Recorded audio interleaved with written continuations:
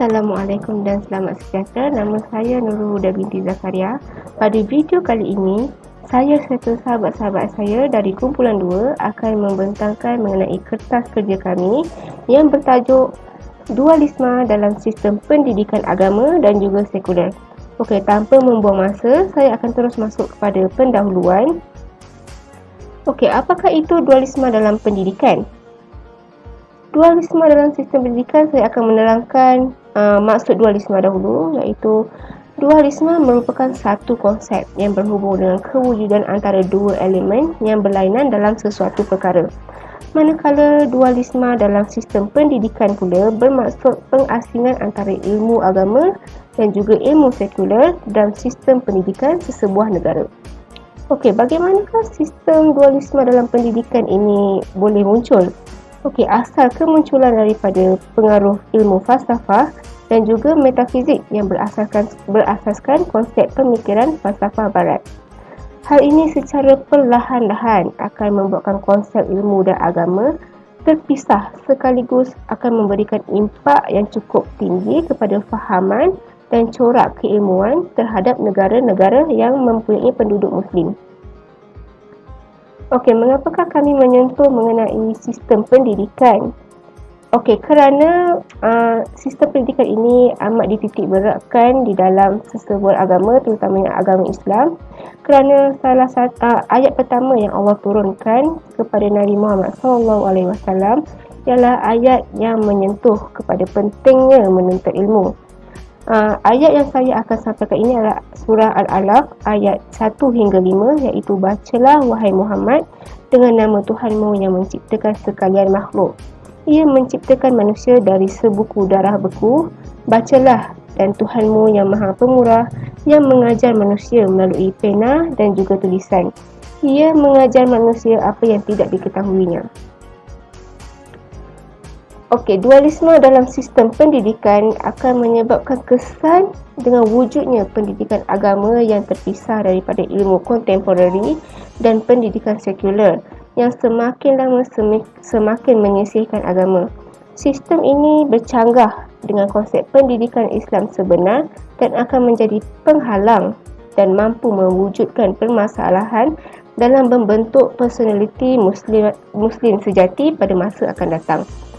Dualisme dalam pendidikan ini merupakan isu yang boleh dianggap masih berlaku dan berpanjangan kerana ia akan berterusan mencorakkan kehidupan pelajar menjadi semakin jauh daripada agama. Selain daripada dualisme dalam sistem pendidikan, umat Islam telah terdedah dengan cabaran modernisasi yang kebanyakannya memperkenalkan cara kehidupan sekular. Ia akan menyebabkan pelajar Muslim kurang berkeyakinan untuk menjadikan gaya hidup Islam sebagai pembinaan identiti diri. Hal ini kerana apabila mereka berfikiran apabila mereka mengamalkan gaya hidup Islam dalam kehidupan seharian, mereka akan memikirkan bahawa gaya hidup tersebut merupakan gaya hidup yang kolot dan tidak mengalami moden dan tidak mengikut perkembangan pada masa kini. Corak amalan dualisme dalam pendidikan formal maupun tidak formal dilihat telah memberikan kesan terhadap pembangunan jasmani, intelektual dan juga rohani pelajar. Okey, sekian daripada saya Nurul Huda binti Zakaria. Okey, seterusnya saya akan memberikan Syazira binti Azhar untuk menerangkan mengenai objektif kajian dan juga penyataan masalah bagi kajian pada kertas kerja kami ini.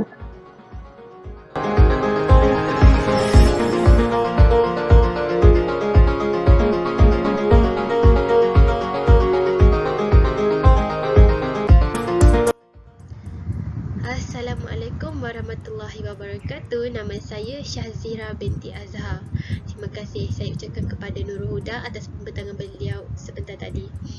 Okey, saya akan teruskan pembentangan ini dengan pernyataan masalah. Kita sedia maklum, dualisme dalam pendidikan bukanlah suatu isu yang baru di negara kita.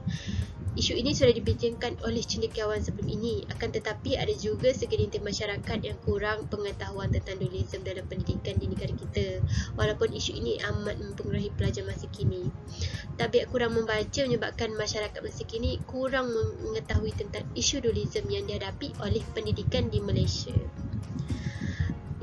Justru itu, kajian dualisme dalam pendidikan ini dilakukan bagi mengetahui sejauh mana pengaruh dualisme dalam pendidikan terhadap pelajar di Malaysia. Seperti yang kita lihat pelajar sekarang, mereka lebih berfikiran terbuka hingga tiada rasa sensitiviti terhadap agama. Mereka tidak malu melontarkan sebarang pendapat yang dirasakan betul, namun tidak. Ini dapat kita simpulkan bahawa sistem pendidikan di Malaysia kurang menerapkan ilmu agama. Selain itu, kajian ini juga dijalankan bagi mengenal pasti punca dualisme berlaku dalam pendidikan di Malaysia. Ini kerana apabila kita mengenal pasti punca berlakunya dualisme ini, kita lebih peka terhadap apa yang berlaku. Apabila terlalu banyak ilmu yang bercampur dengan ilmuan barat, maka berlakunya pertembungan ideologi dan corak keilmuan di dalam sistem pendidikan di Malaysia. Dengan wujudnya sistem pendidikan yang terpisah, iaitu model sekular dan tradisional agama yang berlainan dari segi aspek sejarah dan falsafahnya, menjadi salah satu penghalang bagi menjadikan personaliti seorang individu. Akhir sekali, mengenal pasti cabaran dualisme dalam pendidikan yang dihadapi oleh pelajar di Malaysia. Tidak dinafikan lagi pengasingan dalam ilmu agama dan sekular di dalam sistem pendidikan negara kita memberikan impak yang besar, di mana dualisme dalam pendidikan tidak mampu membangun untuk membentuk peribadi yang holistik. Akibatnya, dualisme dalam pendidikan ini akan melahirkan kelompok yang kuat agama tetapi lemah dalam ilmu akademik, sains dan teknologi. Dan juga lahirlah generasi yang memiliki ilmu akademik, sains dan teknologi namun terbatas fahamannya dalam pendidikan keagamaan.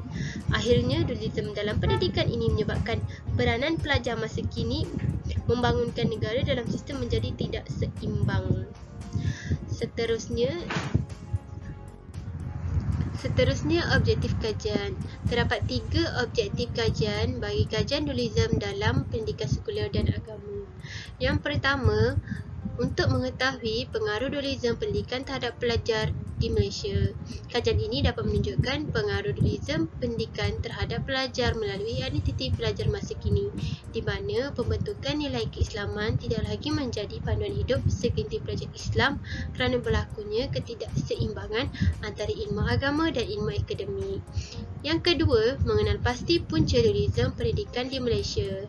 Kajian ini untuk mengenal pasti bagaimana dualisme pendidikan tersebar. Seperti kita ketahui, kita sekarang berada di ambang 2020 di mana sistem pendidikan sudah 100% diubah supaya mengikut arus kemodenan yang berkembang pesat. Akhir sekali, mengenal pasti cabaran dualisme pendidikan di Malaysia. Kajian ini dijalankan bagi mengetahui perkembangan sistem pendidikan yang berlaku di negara kita. Kemunculan ilmu dari berbagai negara mengakibatkan bercampurnya fahaman dalam pembelajaran masa kini menyebabkan cabaran bagi pelajar di Malaysia. Sekian sahaja daripada saya serahkan kepada sahabat saya untuk pentangan seterusnya, Muhammad Amirullah. Sekian, terima kasih.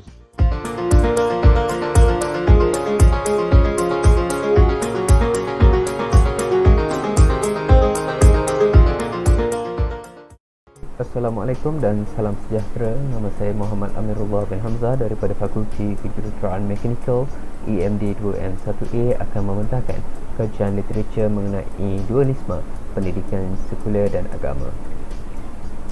Sebelum kita melangkah lebih mendalam mengenai kajian literatur ini, lebih baik sekiranya kita memahami apa yang dimaksudkan dengan dualisme.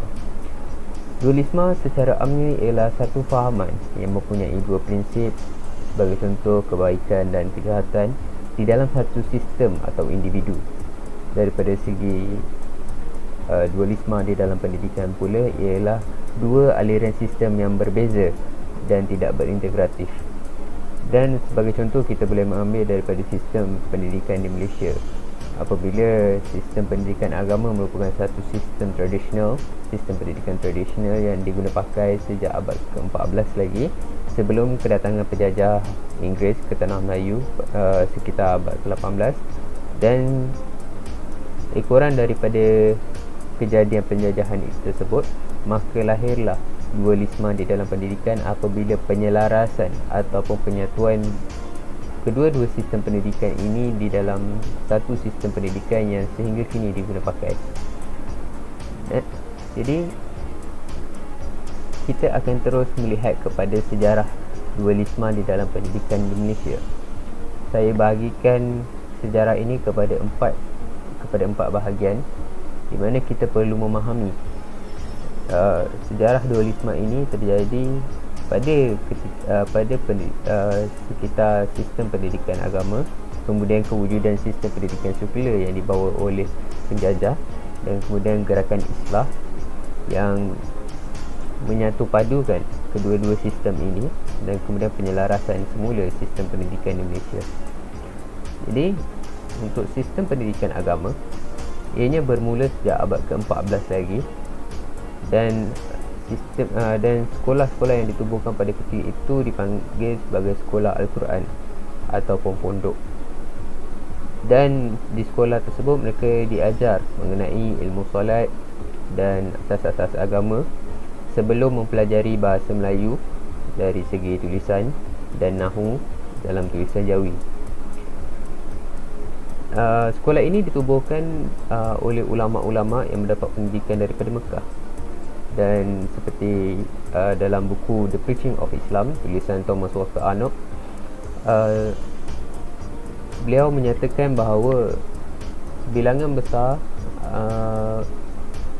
buku-buku yang dicetak di Mekah dalam pelbagai bahasa diedarkan ke seluruh kepulauan Melayu pada ketika itu, dan menunjukkan bahawasanya pengaruh pendidikan di tanah Melayu ataupun di kepulauan Melayu pada ketika itu lebih besar berbanding Turki, India dan juga Bukhara, iaitu pengaruh pendidikan yang berasal daripada Mekah.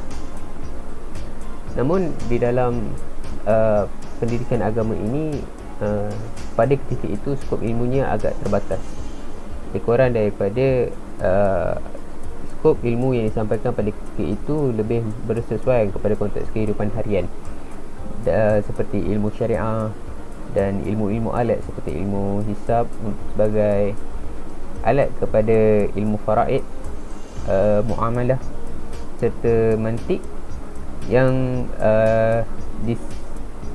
disebatikan dengan ilmu usuluddin.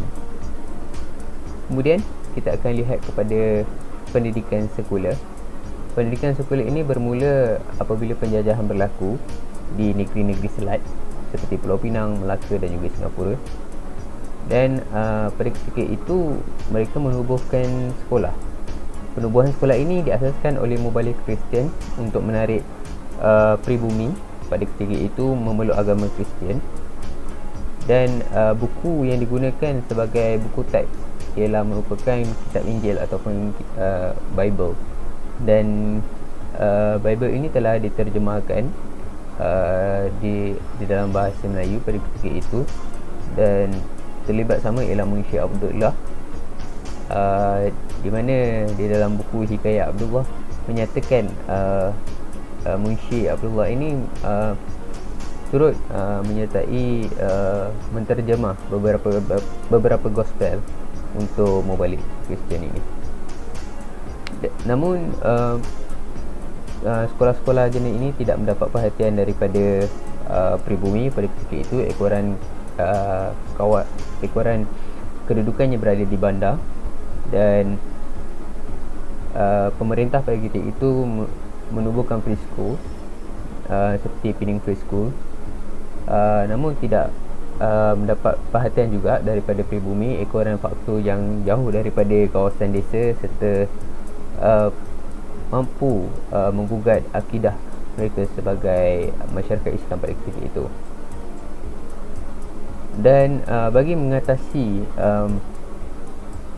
warga pribumi yang kurang mendapat pendidikan pada ketika itu, pihak pemerintah Inggeris telah menubuhkan sekolah vernacular, dan sekolah vernacular ini ditubuhkan di kawasan-kawasan desa dan dibangunkan melebihi daripada sekolah-sekolah agama atau sekolah-sekolah Al-Quran. Bahasa pengantar yang digunakan pada sekolah preschool dan juga mobile tadi ialah bahasa Inggeris. Okay, dan itu juga antara sebab kenapa ianya tidak mendapat perhatian.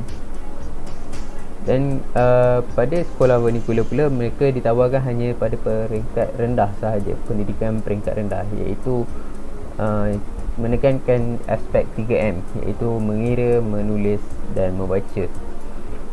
Dan pembatasan pendidikan ini diletakkan pada ketika itu atas dasar pada asalnya tiada keperluan untuk utilitarian kepada negara.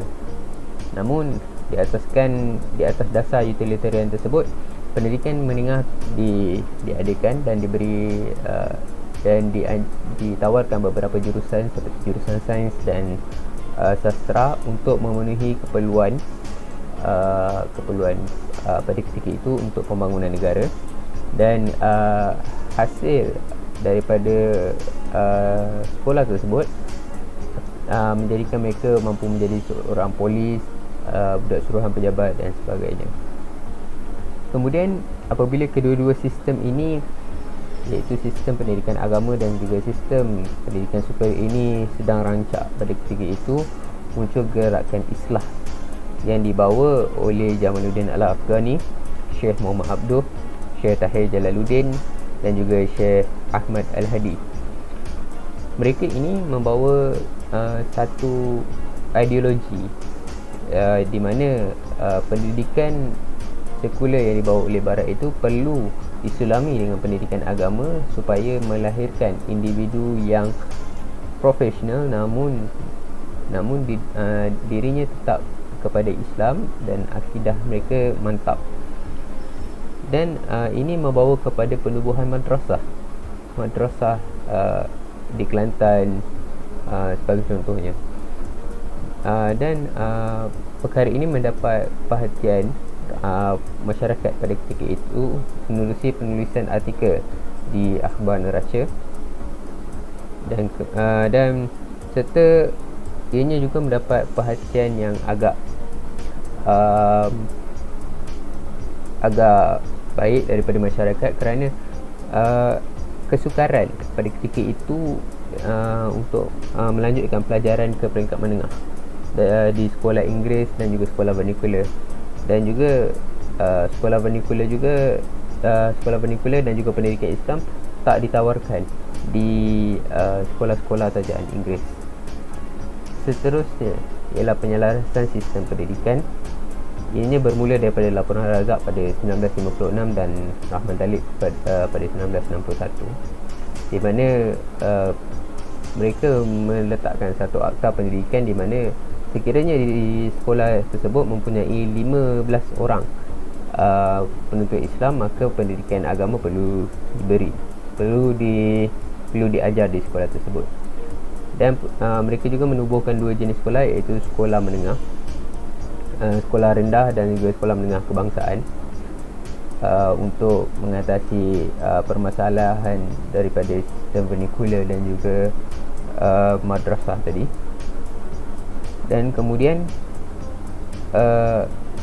mereka menyatupadukan kedua-dua sistem ini, iaitu sistem pendidikan vernacular dan juga sistem pendidikan sekular dan juga sistem pendidikan agama, iaitu dengan menawarkan pendidikan agama sebagai satu subjek kepada sekolah yang mempunyai murid lebih daripada 15 atau lebih daripada 15 orang di dalam satu sekolah tersebut.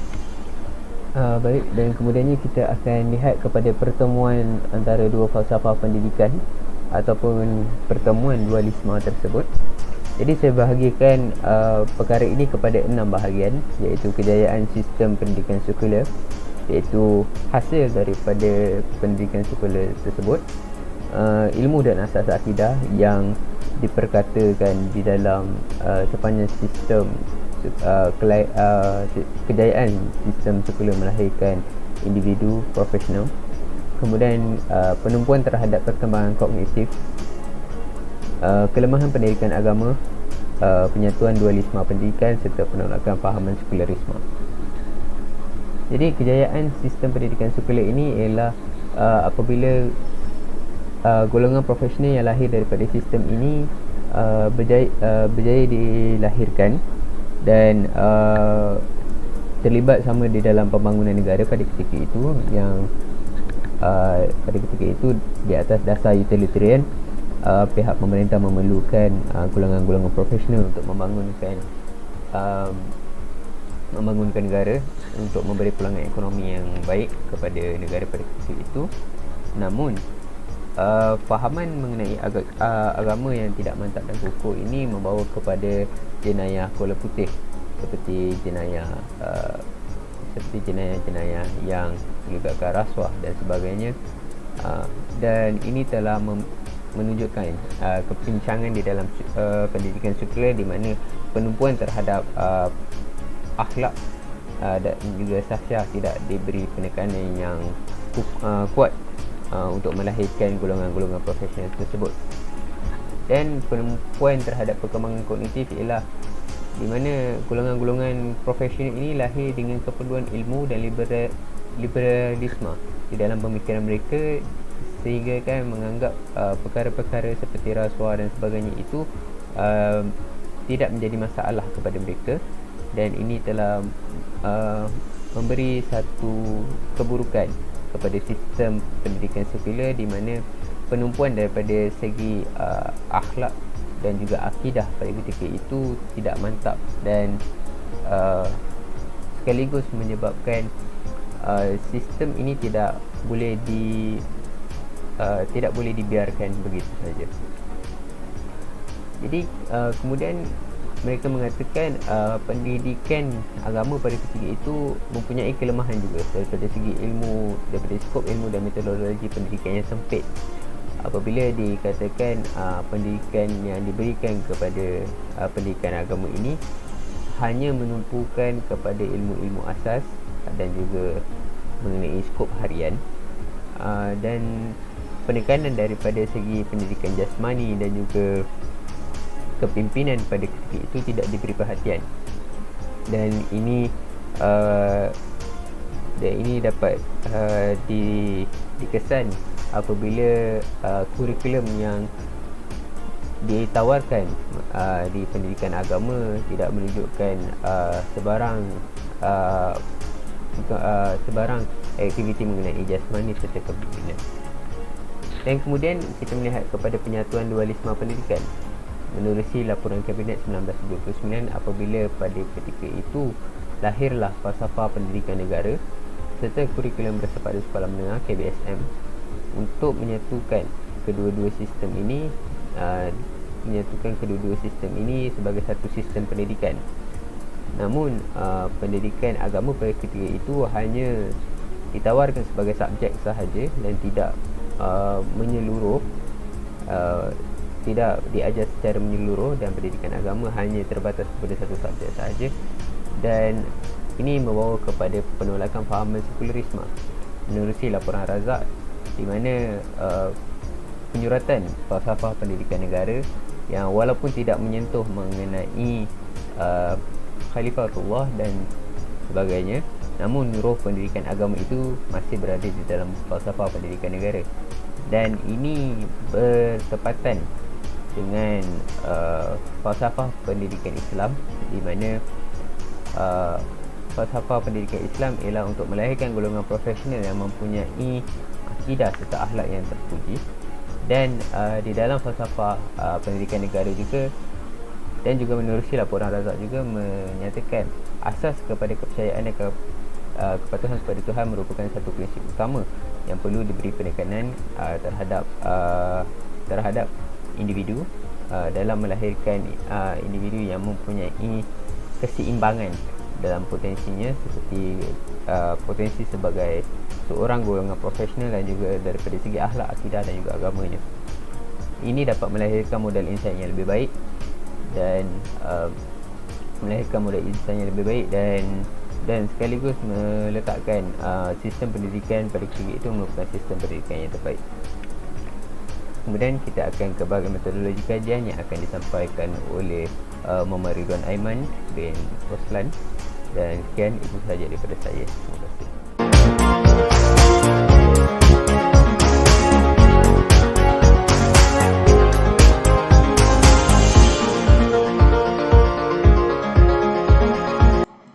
Assalamualaikum warahmatullahi wabarakatuh. Nama saya Muhammad Ridwan Aiman bin Roslan dan hari ini saya ingin membentangkan kepada anda mengenai metodologi kajian yang terkandung di dalam kertas kerja CTU 552 berjudul Dualisme dalam Pendidikan Sekular dan Agama. Seperti saya tadi, anda telah mendengar penjelasan daripada rakan-rakan kumpulan saya yang menerangkan mengenai abstrak pendahuluan serta objektif dan pernyataan masalah. Dan sekarang saya ingin menerangkan kepada anda apakah itu metodologi secara umum dan apakah kepentingannya terhadap sebuah kajian. Menurut Kamus Dewan edisi keempat, metodologi bermaksud sebuah sistem yang merangkumi kaedah dan prinsip digunakan untuk melaksanakan sesuatu kajian mengikut disiplin yang dikenali. Ia juga dilaksanakan bagi membincangkan data-data yang dikumpulkan, sama ada ia boleh mempengaruhi reka bentuk kajian ataupun kronologi kajian ini berlaku. Terdapat 4 komponen kecil yang terkandung di bawah metodologi kajian, iaitu reka bentuk kajian, instrumen, responden dan proses pengumpulan data. Sekarang saya akan menyentuh kepada satu demi satu komponen-komponen tersebut. Yang pertama, reka bentuk kajian. Tujuan reka bentuk ini dilaksana adalah untuk mencari maklumat berkaitan bagi memastikan objektif kajian ini tercapai. Di dalam kajian kami, kajian yang amat sesuai adalah kajian berbentuk kuantitatif serta deskriptif berdasarkan cara data kami dikumpulkan. Kajian kami menceritakan mengenai sejarah dualisme terbentuk di dalam pendidikan di Malaysia serta pertembungan budaya pendidikan Barat dan Islam sejak zaman penjajahan British. Pendekatan kuantitatif yang boleh dilaksanakan adalah melalui borang soal selidik yang dibuat di dalam Google Form yang berjudul Dualisme dalam Pendidikan Sekular Agama. Manakala pendekatan yang lain pula termasuk membuat rujukan dari kumpulan artikel berkaitan serta pemerhatian umum. Seterusnya saya masuk kepada instrumen kajian. Ianya adalah salah satu proses pengumpulan data menerusi perkara-perkara yang berkaitan dengan persepsi masyarakat. Instrumen kajian ini saling berkait rapat dengan reka bentuk kajian. Nak jadikan cerita, instrumen kajian ini boleh dikata sebagai alat untuk kami mengumpul data-data kajian. Dan instrumen yang diperlukan menjadikan kajian tersebut ialah soal selidik, pemerhatian umum dan pengumpulan artikel-artikel kerja. Soal selidik. Soal selidik adalah di bawah komponen instrumen kajian yang merupakan instrumen terpenting bagi mendapatkan pandangan seseorang. Ianya terbentuk melalui borang soal selidik dibuat di dalam Google Form dan disebarkan melalui pautan internet. Tujuan soal selidik ini dilaksanakan adalah bagi memahami sejauh mana kefahaman seorang terhadap kajian ini dan kesannya terhadap kehidupan mereka mengenai isu dualisme. Dan di dalam borang soal selidik tersebut, ia merangkumi dua bahagian. Bahagian yang pertama adalah maklumat peribadi, di mana responden perlu mengisi nama, umur, jantina, alamat email mereka. Dan bahagian dua adalah soalan-soalan yang berkaitan dengan tajuk kajian-kajian kami di dalam bentuk skala Likert dari skala 1 hingga 5, dan satu soalan terakhir iaitu soalan pendapat. Dan sebelum borang ini dikatakan lulus untuk diserah kepada responden sebenar, borang ini telah diperiksa oleh ahli-ahli kumpulan yang lain bagi memastikan ia selari dengan matlamat kajian kami. Seterusnya, ini adalah sebahagian screenshot terkandung dalam borang soal sidik kami, di mana saya tunjuk kepada anda adalah bahagian pertama soal sidik dan bagi kedua soal sidik tersebut. Seterusnya, kita beralih kepada pemerhatian umum. Secara jujurnya kami mendapat ilham hasil daripada kelas CTO 552 setiap minggu selama 2 jam yang menerang kepada kami falsafah dan isu semasa.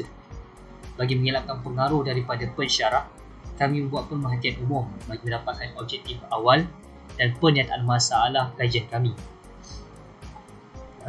Dan kami sebagai pelajar perlu bersikap telus dan mengalaminya sendiri bidang pendidikan tersebut. Perlu membuat pendapat sendiri yang memerlukan kami mencipta objektif awal kami. Pengumpulan artikel berkaitan ini adalah instrumen yang terpenting dalam merungkai kajian, dan ia merujuk pada beberapa artikel berkaitan ideologi pendidikan Barat dan Islam serta pertembungan falsafah pendidikan.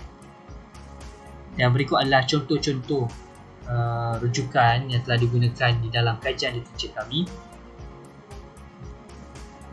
di mana menceritakan tentang bagaimana dualisme ini terbentuk dan hadir sebelum zaman penjajahan British. Responden kajian. Pemilihan responden boleh dikatakan terbuka kepada mana-mana kelompok umum, kerana borang soal sidik ini dikongsikan dalam bentuk pautan link di WhatsApp. Dan sejujurnya sasaran utama kami adalah pelajar-pelajar kerana ianya melibatkan dualisme dalam pendidikan, di mana kajian ini membincangkan sistem pendidikan berbentuk dualisme dan mahu melihat kesedaran masyarakat setempat, terutamanya para pelajar, terhadap pendidikan bersifat dualisme. Dan hasilnya, kami mendapat sambutan yang amat menggalakkan apabila hampir 75% daripada responden kajian kami datang dari kelompok umur yang berusia 20 hingga 29 tahun, yang kami boleh kategorikan sebagai golongan belia muda ataupun graduan, diikuti dengan kategori 19 tahun ke bawah dan seterusnya. Sekarang anda menyaksikan proses pengumpulan kajian kami yang menceritakan susuk atur daripada awal kajian kami terbentuk hinggalah ke cara metodologi kajian. Pada mulanya kami mendapat taklimat awal daripada pensyarah berkaitan tugasan kertas kerja ini, dan seterusnya pensyarah memberikan senarai tajuk-tajuk besar untuk tugasan kertas kerja, dan dualisme ini adalah salah satu tajuk besar tersebut, di mana pensyarah memberikan kebebasan kepada para pelajar untuk memilih tajuk-tajuk besar ini dan membentuk kumpulan yang terdiri daripada 5 ke 6 pelajar. Seterusnya, apabila kumpulan telah dibentuk, kami mengadakan perbincangan berkala yang digunakan melalui pautan media sosial WhatsApp bagi memastikan proses kertas kerja ini berjalan dengan lancar dan memastikan kefahaman kami semua berada di taraf yang sama. Dan seterusnya, hasil daripada perbincangan kami, kajian literatur padukan rujukan-rujukan tersebut telah siap didokumentasikan dalam kertas kerja kami, dan seiring dengan itu borang soal sidik diagihkan kepada responden sebenar. Oleh itu, sebagai rumusan, saya boleh katakan metodologi kajian ini adalah satu komponen besar dalam kertas kerja kami bagi menerangkan tentang cara kami mengumpulkan data dan cara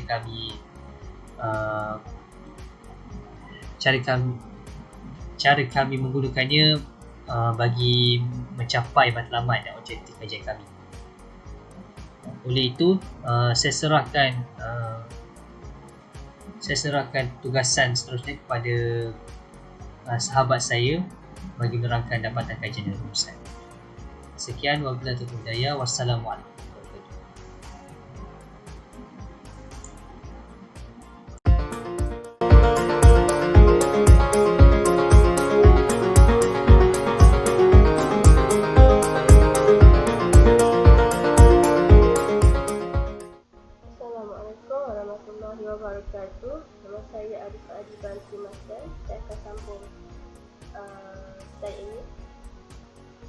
pendapatan kajian terhadap dualisme dalam pendidikan sekular dan agama.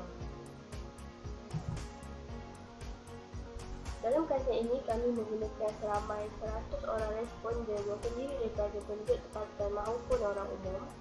Uraian analisis latar belakang responden melibatkan aspek keyakinan lelaki dan perempuan, lingkungan umur 19 tahun hingga 60 tahun dan juga berbangsa Malaysia, berbangsa Melayu. Dalam melakukan kajian ini, bangsa Melayu adalah 100% yang menjadi responden pada kajian ini.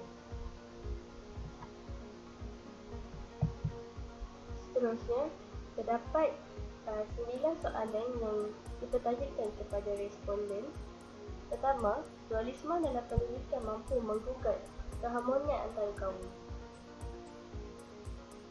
Ada betul dan ada salah dualisme dalam pendidikan untuk menggugat keharmonian antara kaum. Di Malaysia, negara yang mempunyai berbilang bangsa dan kaum, dan semestinya susah untuk membina kesepaduan dalam konteks pendidikan. Di Malaysia juga terdiri daripada pelbagai jenis sekolah seperti sekolah vernacular, iaitu Melayu, Cina dan India, serta sekolah jenis kebangsaan yang berasaskan persatuan kaum di Malaysia.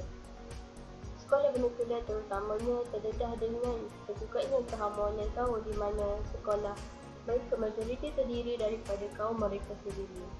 Jadi akan wujudnya jurang antara sesama kaum, malah mereka akan membentuk masalah perkauman.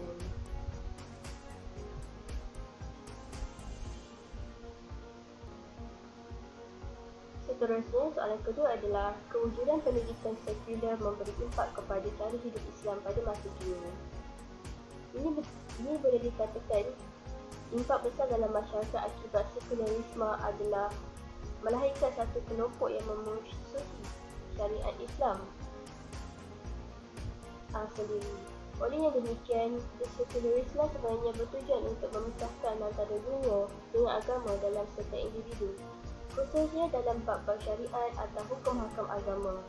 Perkara sebeginilah yang menjadi pegangan kebanyakan masyarakat Islam hari ini, dengan memperkatakan hukum syariat seperti hukum hudud, undang-undang keluarga sudah tidak relevan dengan zaman kini dan perlu diubah.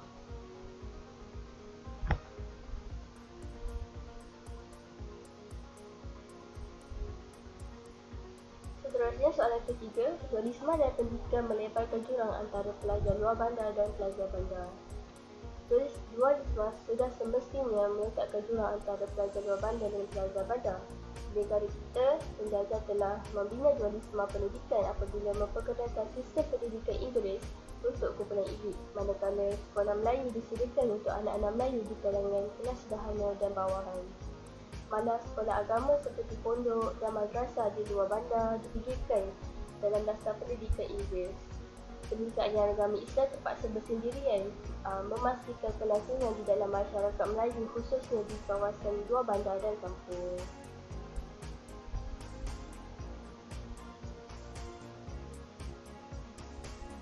Seterusnya, soalan keempat, dualisme dalam pendidikan mampu meroncakkan perkembangan intelektual pelajar-pelajar masa kini. Rata-rata menyatakan mungkin pernyataan ini boleh berlaku dan juga tidak. Ini menampakkan sebahagian responden tidak pasti dengan keputusan mereka.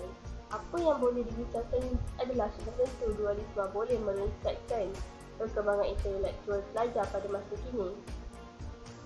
Seperti yang dibicarakan dalam soalan 1, dengan adanya sekolah vernacular, majoriti pelajar adalah terdiri daripada kaum mereka sendiri, serta dalam sistem pendidikan mereka akan mempelajari bahasa ibunda mereka sendiri. Maka dengan ini setiap kaum akan mengalami keroncakan intelektual kerana tidak didedahkan dengan jenis bahasa yang ditawarkan dalam setiap sekolah vernacular.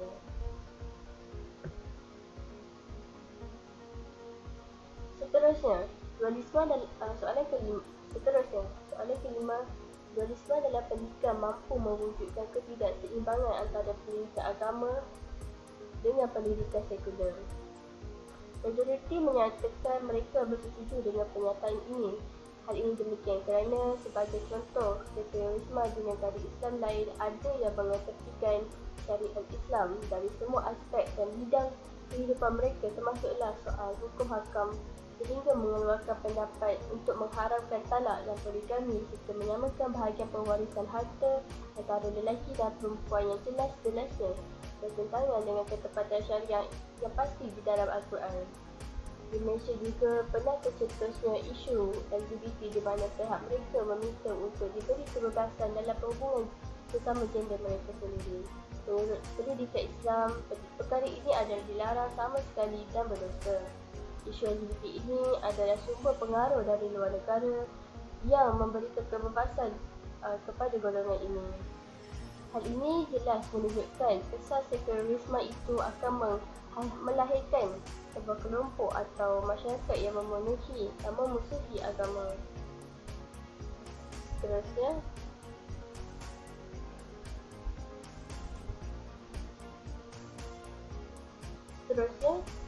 soalan ke-6, dualisme dalam pendidikan membawa kepada kemunduran dalam masyarakat dari segi jati diri dan perkembangan ilmu. Sudah tentu, dualisme dalam pendidikan boleh membawa kepada kemunduran. Hal ini demikian kerana masyarakat yang terlalu taksub dengan kaum mereka sendiri akan mewujudkan kemunduran itu. Perkembangan ilmu haruslah mengikut persatuan kaum di Malaysia dengan berkongsi ilmu dan sama-sama bergabung untuk menaikkan ilmu seperti teknologi dan ekonomi. Oleh yang demikian, teknologi dan ekonomi negara kita akan berkembang maju serta wujudnya masyarakat yang berilmu. Seterusnya, soalan ke-7.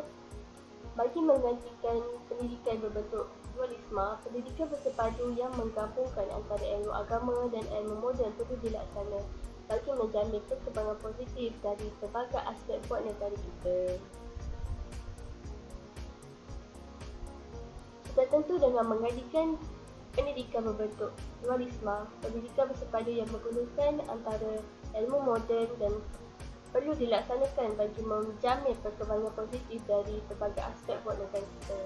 Hal ini demikian kerana mengikut arus perkembangan masa, jenis pendidikan ini harus diwujudkan dengan berkembangnya sistem pendidikan di Malaysia. Negara kita akan dipandang baik oleh negara luar. Setakat ini, sistem pendidikan Malaysia masih lagi berada di tahap bawah berbanding negara-negara di Asia Tenggara yang maju.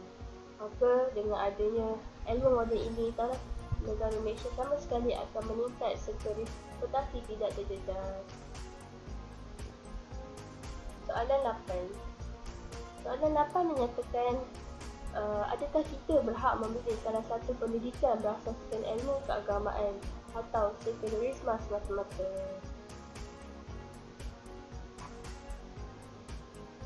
Majoriti mengatakan tidak untuk berhak memilih hanya satu pendidikan antara keagamaan dan sekularisme. Perkara ini boleh diolah kerana dengan memilih antara ilmu ataupun sekularisme sahaja, pendidikan akan mewujudkan ketidakseimbangan kepada sistem pendidikan itu sendiri. Kedua-dua jenis pendidikan ini boleh digabungkan untuk menghasilkan pendidikan yang seimbang. Pendidikan ini juga boleh diselaraskan dengan sistem yang sudah wujud. Sekiranya pendidikan ini seimbang, tenaga pengajar maupun pelajar dapat menerima kelebihan yang ditawarkan oleh kedua-dua jenis pendidikan ini.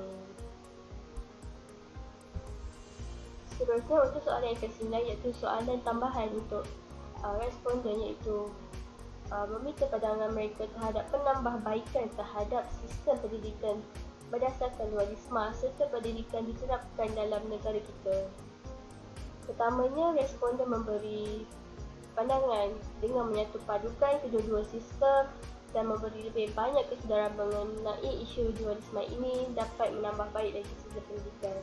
Seterusnya, wujudkan aliran khusus pelajaran yang berbagai di mana keseimbangan ilmu, keagamaan dan duniawi dapat diadaptasi. Selain itu, menerapkan asas ilmu agama yang kuat di samping menambah baik fokus dalam ilmu moden untuk melahirkan pakar-pakar yang dalam setiap cabang ilmu moden asalkan tidak melanggar hukum syarak. Jadikan perbezaan sebagai pemacu untuk terus ke hadapan kerana ilmu itu pelbagai dan bukan tertentu kepada suatu ilmu sahaja. Akhir sekali, dengan memperbanyakkan soalan agama kita iaitu seperti sekolah jenis ulul albab dia mempunyai pendidikan agama yang tinggi seiring dengan agama dalam pendidikan. Seterusnya, rumusan kajian ini adalah pendidikan yang seimbang membantu negara untuk meningkatkan lagi tahap pendidikan serta menaikkan pelbagai sektor yang berfungsi dan menjadi tunjang kepada kemajuan. Seseorang yang mendapat pendidikan sekular cenderung dengan pemikiran saintifik, kuantitatif dan logik. Jika mereka didedahkan juga dengan pendidikan agama Islam, maka sistem pendidikan mereka akan menjadi sempurna kerana mempunyai kedua-dua nilai tersebut. Akhir kata, keseimbangan pendidikan adalah sangat penting demi kesejahteraan individu, masyarakat dan juga negara. Sekian, terima kasih. Wabillahi taufiq wal hidayah. Wassalamualaikum warahmatullahi wabarakatuh.